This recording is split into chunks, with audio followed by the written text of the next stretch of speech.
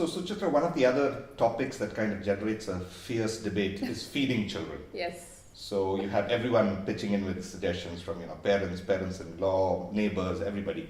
So what would you suggest are 2, 3 things that new parents keep in mind in the middle of all the noise that they hear that is important for the feeding of their child? Certainly, yeah.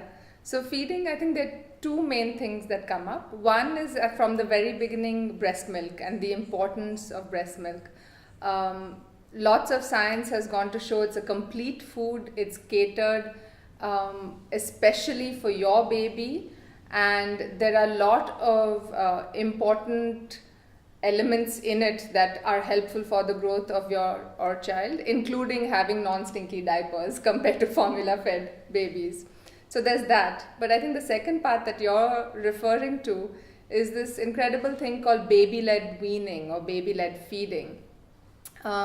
The traditional way of weaning a baby is to make the pastes, to make the khichdi, and then go from that liquidy situation to kind of semi-solids or lumpy, and then finally solids, and then slowly introduce one new element at a time for the child to eat. But we give kids so much freedom. They choose when they walk, they choose when they start crawling, start talking. So why don't we also give them the choice of how much they're going to eat and what they're going to eat?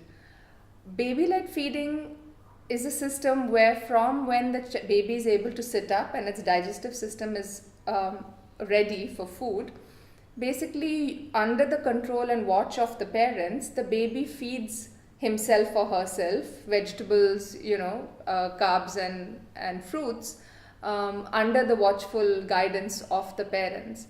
And that has enormous benefits. One is that the baby is able to explore different textures. It's not just a slippery texture. Second is that they actually chew even when they don't have teeth. It's perfectly fine.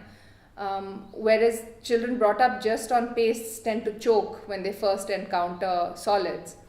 And they are also much more willing to explore different kinds of food very early, and so you end up with children as they grow who are completely not fussy eaters, and we're surrounded by fussy eaters.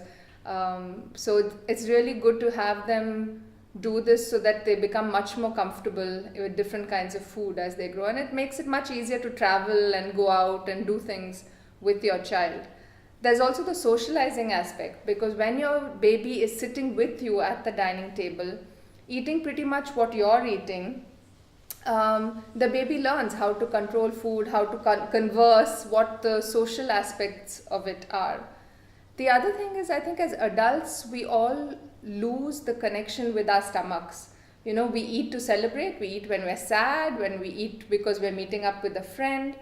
But babies have a very tight connection. They'll be hungry, they'll eat, and then they'll suddenly be done.